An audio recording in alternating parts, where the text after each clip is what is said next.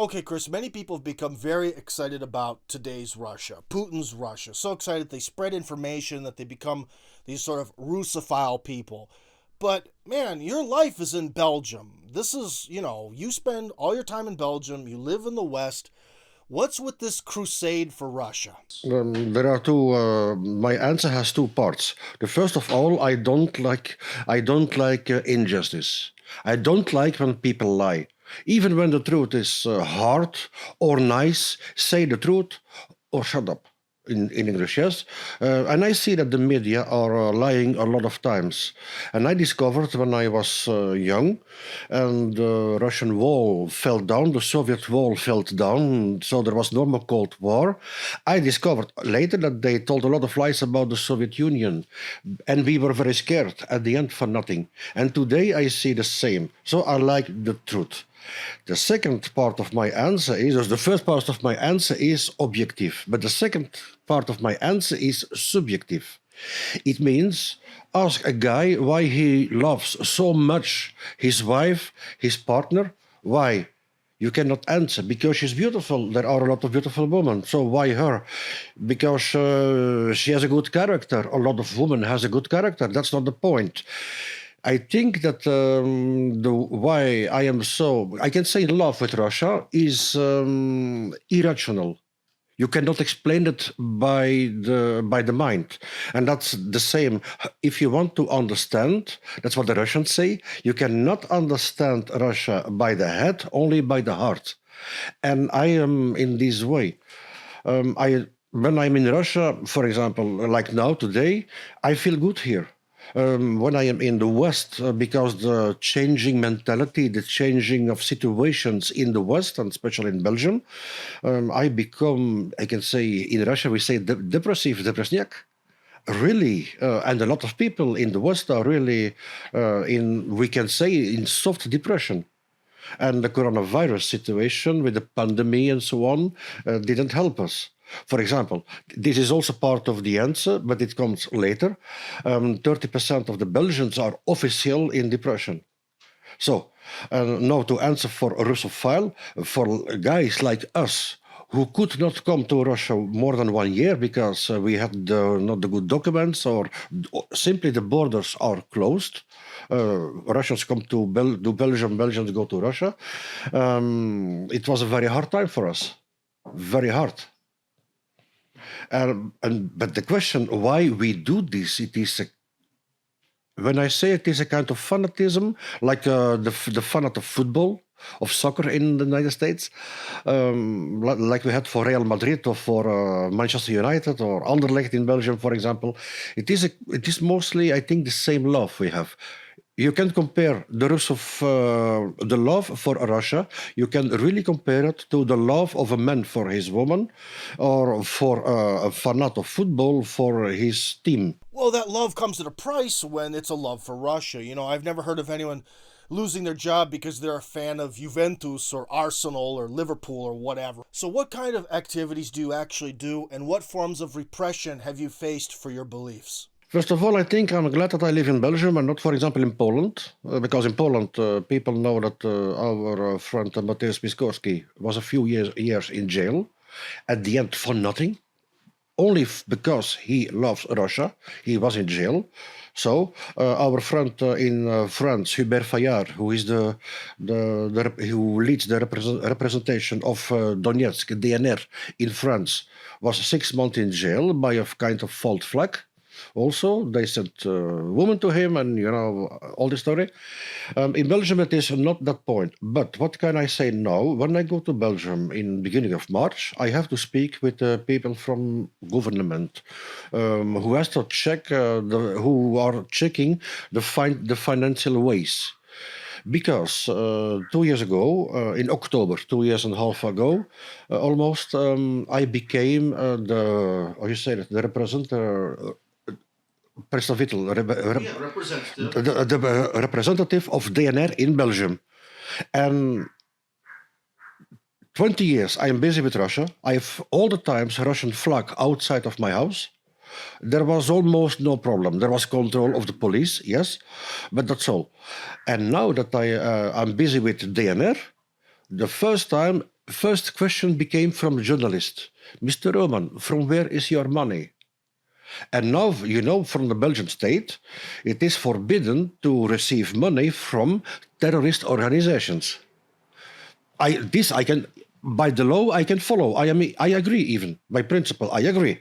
But Russia is not a terroristic state because Belgium has an embassy here. So there is no problem. Everything is legal. Second point, I never get 1 ruble from Russia, not from the DNR. In the opposite, it cost me money, what I do. So this is a very clear answer. But now I have to speak with the police because somebody did a complaint by the police that I work for FSB and I give secret lessons to FSB. I receive money from FSB, and we had a phone call. I had a phone call with Belgium, and they say, "Come here to Belgium and explain me what you are doing." So I don't expect that I go to jail and all this stuff, no. But again, I have to go to the office. I have to lose my time with this stuff. Second point, what I can say, your question was what I do in Belgium with this russophilia. Yeah? From the beginning, I organize conferences, and the theme is Europe and Russia. All the time, this item is Europe and Russia, and because I found Eurorus a long time ago, and the goal was that we build bridges between all European people with Russia from Gibraltar to Vladivostok. So in principle, Eurorus doesn't exist anymore now because the name changed. It is Center for Euro-Russian Studies. We changed the name. But, this organization is in fact a pacific organization. We don't want war. We want friendship between all people. It's what we spoke a long time ago. It is in every country you find nice people. In every country of the world. In Asiatic part, in the Africa, in the, let's say, the European, American part of the world, why there is so much war in the world when there are so much good people? Yeah? So the question is, we make propaganda for peace with Russia. And yes, we make propaganda and reclame propaganda. We don't like the occupation of American army in Europe openly, and we don't like NATO. We prefer an Euro-Russian army. We organized about these items, we organized conferences, round tables. I was with people free, no money, with people in Russia. I showed them, please, this is Russia. Come with me. I speak Russian, so no problem. We had websites, we make interviews, we have a YouTube channel. Okay, you're very unhappy with the American army being in Europe, but then again, you seem kind of okay with the Russian army being there. I mean, isn't that just kind of a bit hypocritical? I mean, Europe being occupied by one foreign power or another foreign power, what's the difference? No, I don't want occupation. I am a Flemish guy in Belgium, and you have to understand the Belgian situation. Some Flemish people are separatists, like Scotland and like Catalonia, and Flemish people who are separatists, they consider Belgium, artificial state, like an occupant. One thing, I don't want any strange army in my country. I think that in Belgium must be Belgian police, Belgian army, and nothing more. And this is very good because, be honest, you know Russia also very well, and the Russian government, Russian army, they don't want occupied countries in the world. They come to help countries like Syria, but we know that it's very temporary. They will not stay there forever. When the war is over, the Russian army will go back to Russia. That's what I expect. The Russian army was, the Soviet army was till 91, let's say, to Germany, Berlin. But then there were agreements, and what we see, no problem, the Russian army goes back to Russia.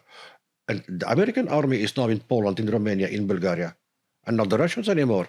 So your question is very right. It means what I blame the Americans, I also don't want that the Russians do it. This is very clear. But I think we can make a kind of Euro-Russian Yes, like NATO, but an Euro-Russian system, and so that every country, every army is ruling in own country. But, for example, if somebody attacks, let's say Poland, in that case, Belgian army, Russian army, French army, then we can help Poland. The same idea, but not NATO, not with the American occupant. And I want to put the accent on the fact I'm not speaking against American people, because sometimes people don't understand me. This they think that I'm against everything what is American. No, I think you're American. There are also good things in America, I think. All right, you've mentioned, as a lot of people have, this idea from Lisbon to Vladivostok as this big, huge axis of trade. Well, as it stands today, there's a huge axis from Warsaw to Seattle, Washington. That's pretty darn big. Why would changing from Seattle to Warsaw over to Lisbon to Vladivostok be so much different, so much more vastly beneficial to Europe? Yeah, yes, this is a very good question, because I have an, let's say, experience. Almost 80 years, the American army is in Europe. I am born in 65, and I remember when I was young, we already had the Hollywood movies. And I don't want to think black-white. There is also the truth sometimes in the middle. And there are good Hollywood films, movies. I agree. But today, what I see on TV today, it is American sub-series. And this is really, how you say it, very bad level. Very bad. This is not culture. This is under the level of culture.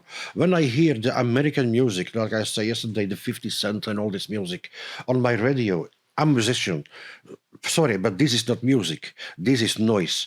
So, and by the American occupation of Europe, I mean the cultural occupation, I see that our culture is going less and less and less. I don't hear Flemish songs on my radio almost anymore. And that's my problem. My problem is not that there exists American culture.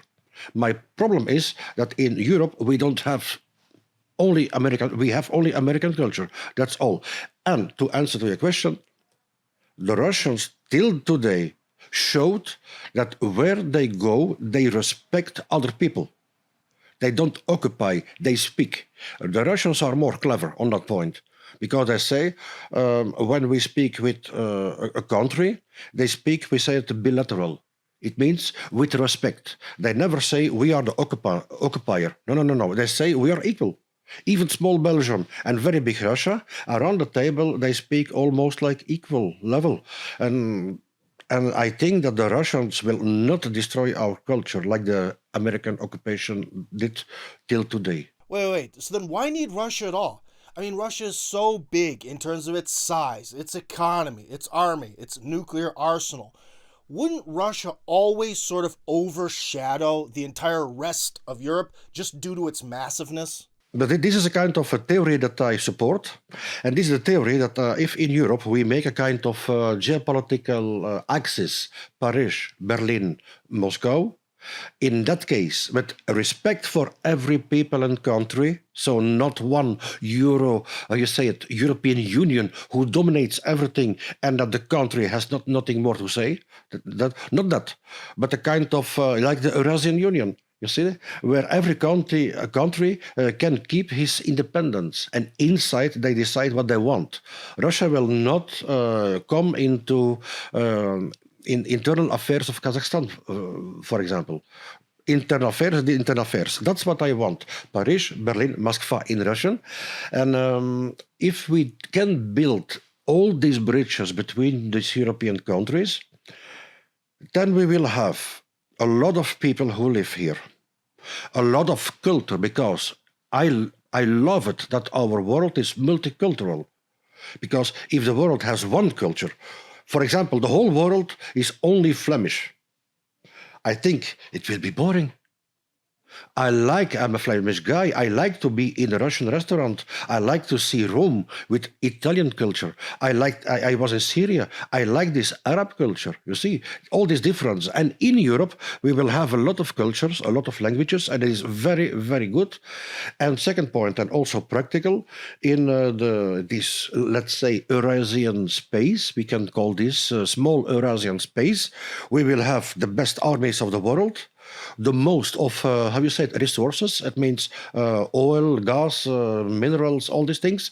We will have the best high ranked specialists from engineers till higher and higher.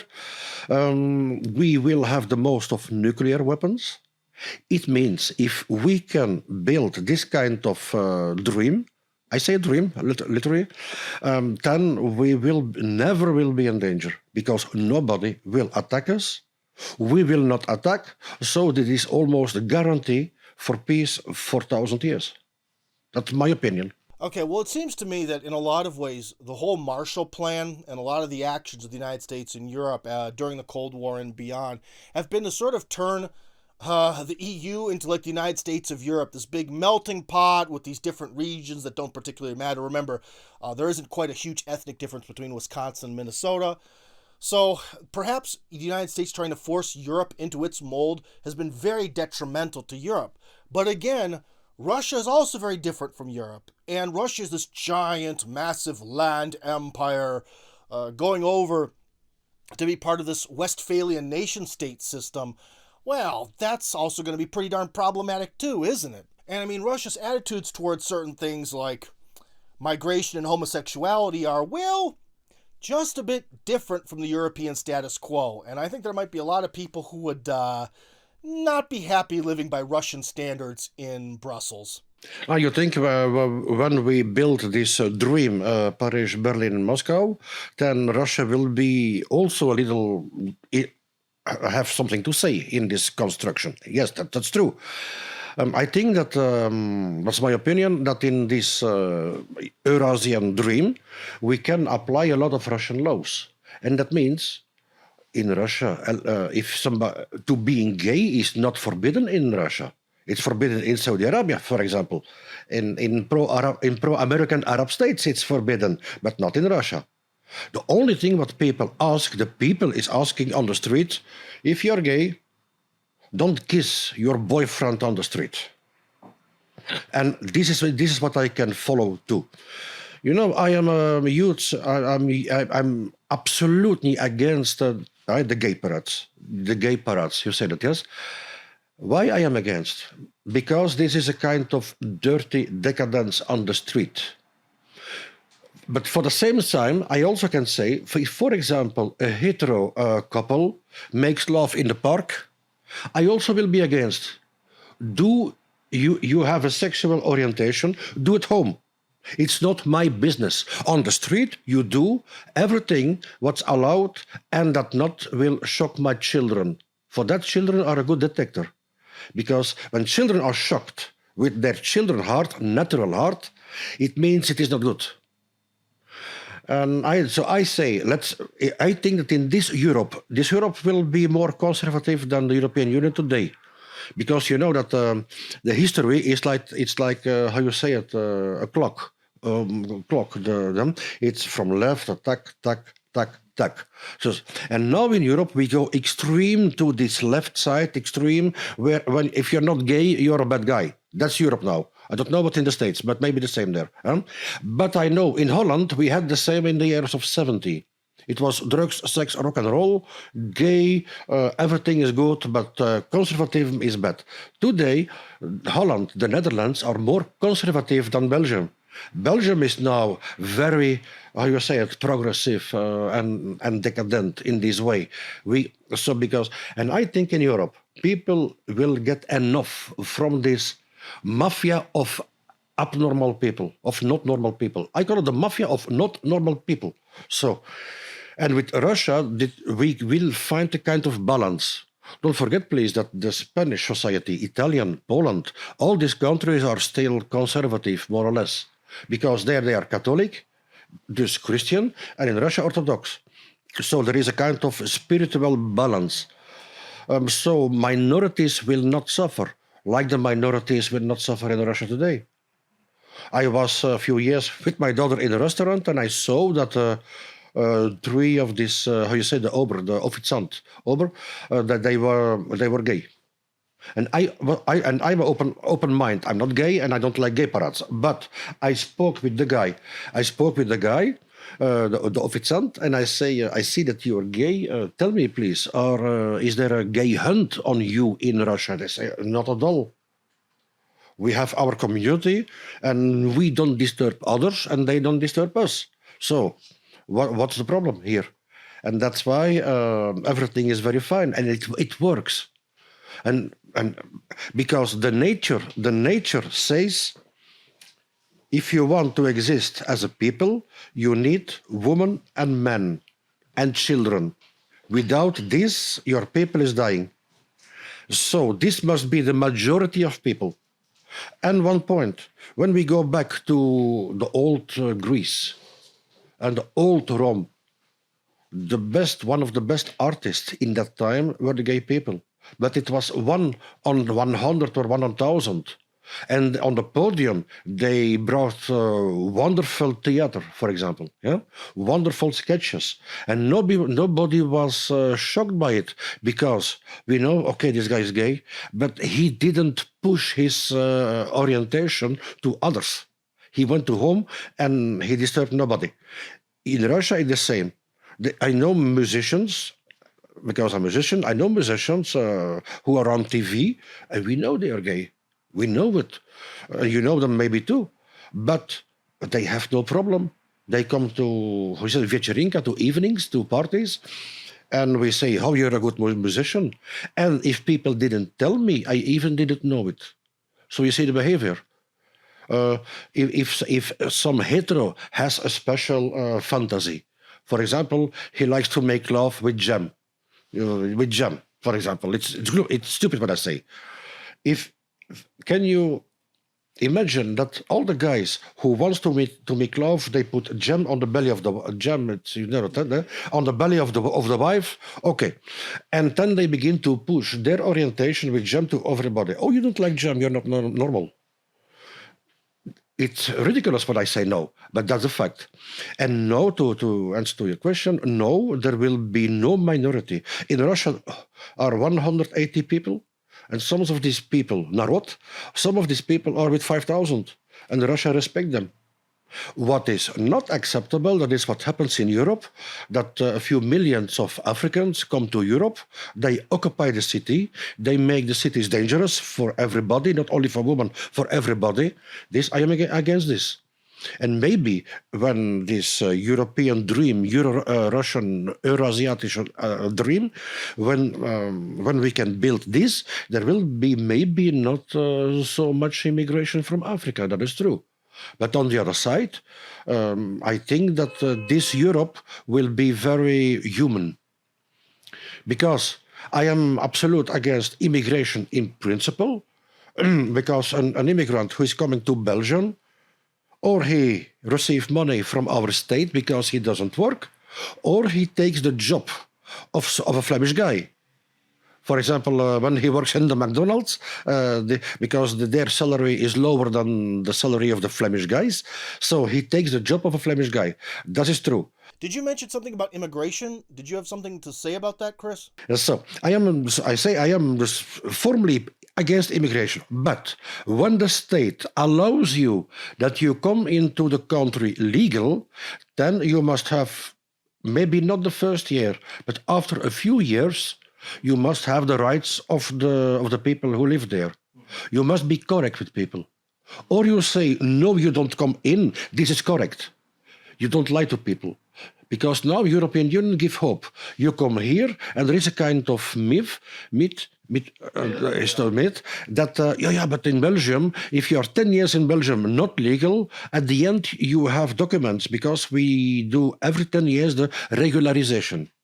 If you can prove that you're 10 years not legal in Belgium, you're so long in Belgium, here, Belgian passport. Yes, yeah, and they know that why they come to Belgium and to Germany for this, because the illegality they don't. It's not a problem because they say you have to wait and you have documents. In Russia, it's not the case. Yeah, in Russia they throw you in a train car and Yes. send you wherever. Yes, that is true.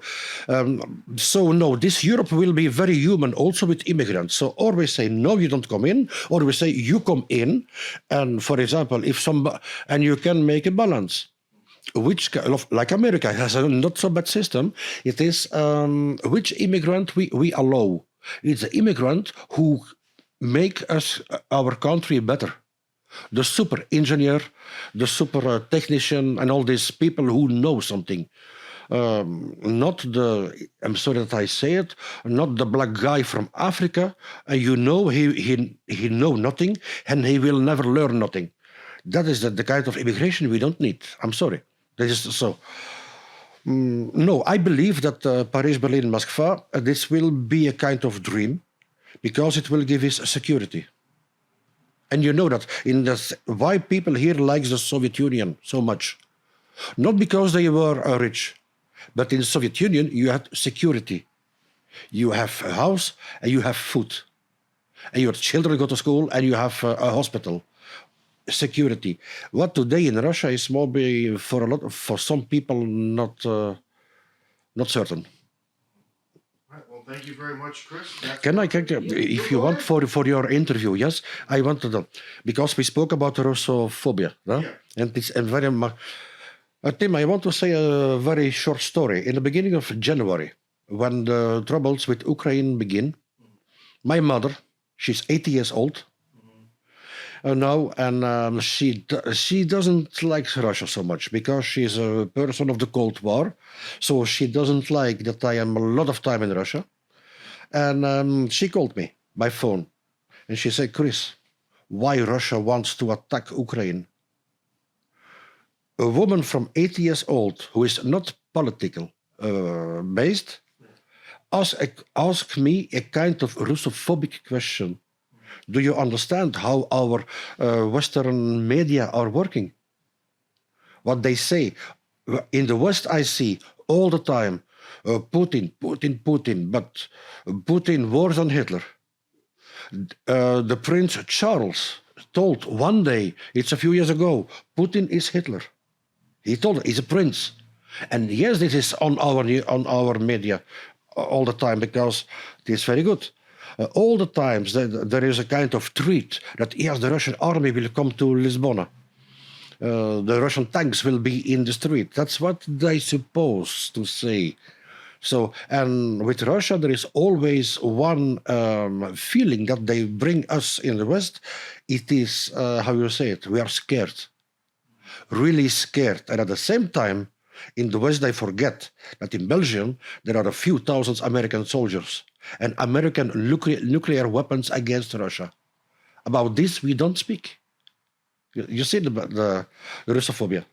When I am on the street with in the summer with a T-shirt and there is Putin on, I recommend this. When I'm in the street in summer with a T-shirt with Putin on the T-shirt, the people look at me. It's like I have a T-shirt with Hitler or worse. So you see that the anti-Russian propaganda is today very strong, and I can confirm you that the anti-Russian propaganda today is worse than the anti-Soviet propaganda during the Cold War.